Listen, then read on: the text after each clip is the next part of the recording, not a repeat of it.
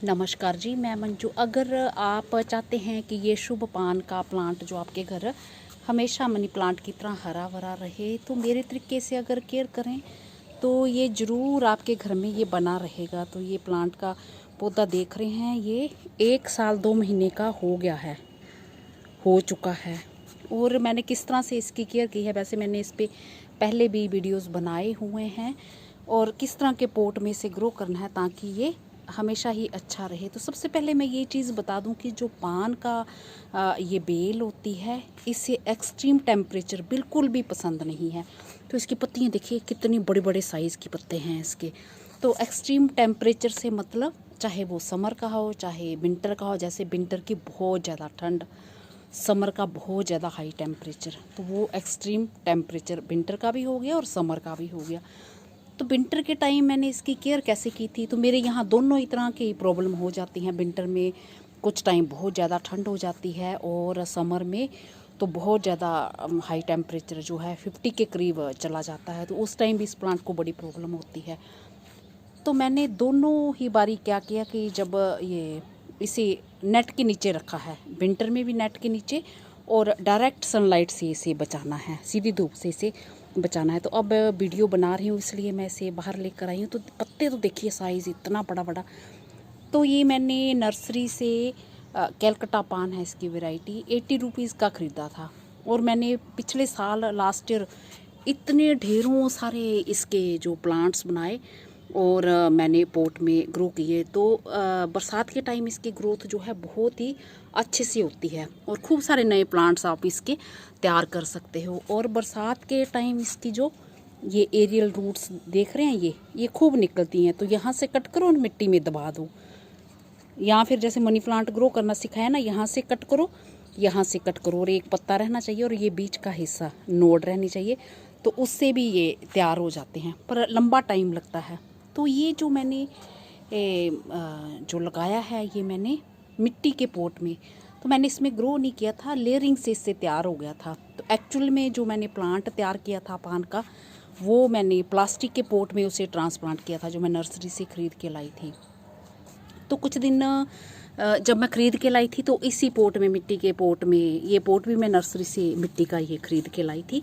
तो इसमें मैंने बेल रख दी थी। तो ये जैसे इसकी ये ग्रोथ हो रही है ना बेल, तो इसका थोड़ा सा हिस्सा, जैसे सबसे बढ़िया तरीका ये होता है कि इसको मिट्टी में, ये किसी भी अगर गमले में आपने लगाना है तो वो गमला रखिए, और ऐसे गमला रखिए और मिट्टी में दबा दीजिए, गमले को मिट्टी में भर के ऐसे दबा दीजिए। तो कुछ टाइम के बाद ये उस गमले में भी चलना स्टार्ट हो जाएगा, और उसमें भी गमले में पानी देते रहना है। फिर बाद में पीछे से कट कर दो और ये न्यू प्लांट तैयार हो जाता है। तो वैसे भी कटिंग से भी लगा सकते हैं। कटिंग से जो न्यू प्लांट्स तैयार होने में थोड़ा टाइम लगता है, और ये लेयरिंग से बहुत जल्दी तैयार हो जाता है। तो ये मेरा अपना एक्सपीरियंस है। और हाँ, प्लास्टिक के पोट में ना लगाएं। अगर आपके यहाँ मेरे जैसा जो मौसम रहता है, हाई टेम्परेचर जाता है, तो इसकी रूट्स को जो है हीट बिल्कुल भी पसंद नहीं है। हीट से वो जो है प्लांट आपका डैमेज हो सकता है। तो मेरे साथ ऐसे ही हुआ।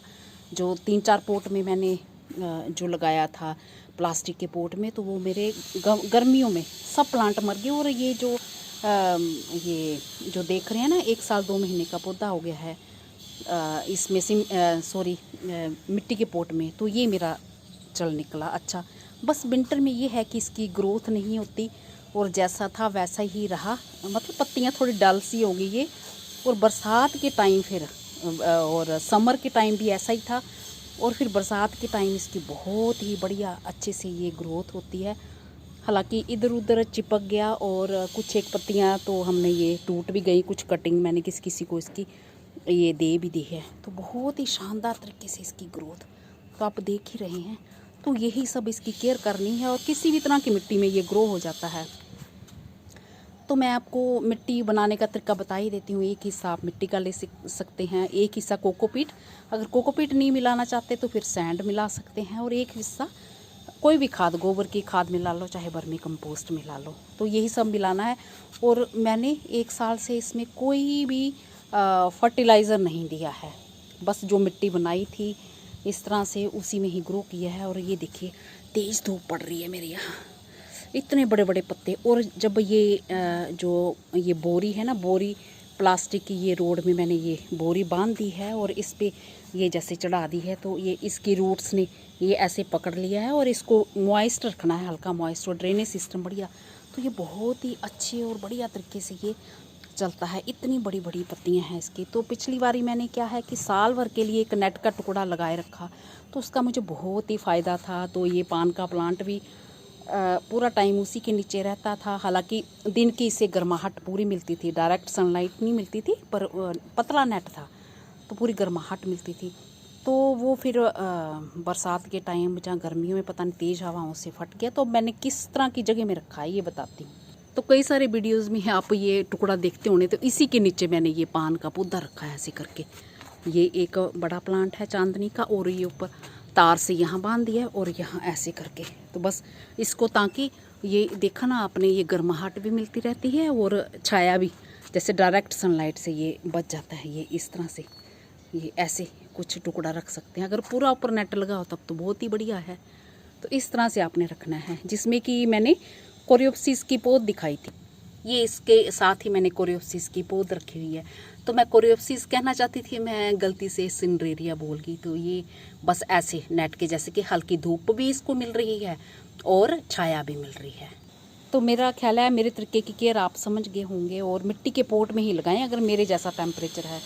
तो मेरे जो 3-4 पोट में मैंने जो एक्चुअल प्लांट लेके आई थी नर्सरी से, वो मैंने प्लास्टिक पोट में, और बहुत ही बड़ी अच्छी हाइट का हो गया था। पर समर में फिर वो मर गए, इतने बड़े बड़े पत्ते। तो ये देखो चिड़ियाँ बैठती हैं, गंदा भी कर देती हैं। कितने बड़े बड़े साइज़ के, ये देखिए मेरे हाथ जितना पत्ता पूरे मेरे हाथ में आ गया। ये देखिए इतना बड़े साइज़ का पत्ते हैं। तो बस इसको मिट्टी हल्की मॉइस्ट रखनी है, यही है। तो आप खाद भी कोई देना चाहते हैं तो नाइट्रोजन वाली कोई भी लिक्विड फर्टिलाइज़र बना के दे सकते हैं। तो चलते चलते आज सितंबर की 19 तारीख है और मेरा गार्डन आज भी वैसे ही ये खिल रहा है। बहुत ही तेज़ धूप है। तो मैं अपने पान के पौधे को वापस उसकी जगह पे रख देती हूँ, नहीं तो उसकी पत्तियाँ फिर ख़राब हो जाएंगी। तो मेरा ख्याल है मेरे तरीके की केयर आप समझ के होंगे। और जैसे मनी प्लांट की कटिंग लगाते हैं ना, वैसे लगा दीजिए और छायादार जगह में रखिए, जैसे नेट के नीचे ही वहीं रख दीजिए। तो ये ईज़िली जो है ग्रो हो जाती हैं। इसी के साथ नमस्ते जी, शुक्रिया। अगर आप कुछ पूछना चाहते हैं तो मुझसे पूछ सकते हैं। इस मिठे पान के बस आप पत्ते जो है नीचे नीचे के हार्वेस्ट कर सकते हैं, और ऊपर ऊपर ये बेल आपकी बढ़ती रहेगी। तो ढेरों इसके जो आप न्यू प्लांट्स तैयार कर सकते हैं। इसी के साथ नमस्ते जी, शुक्रिया।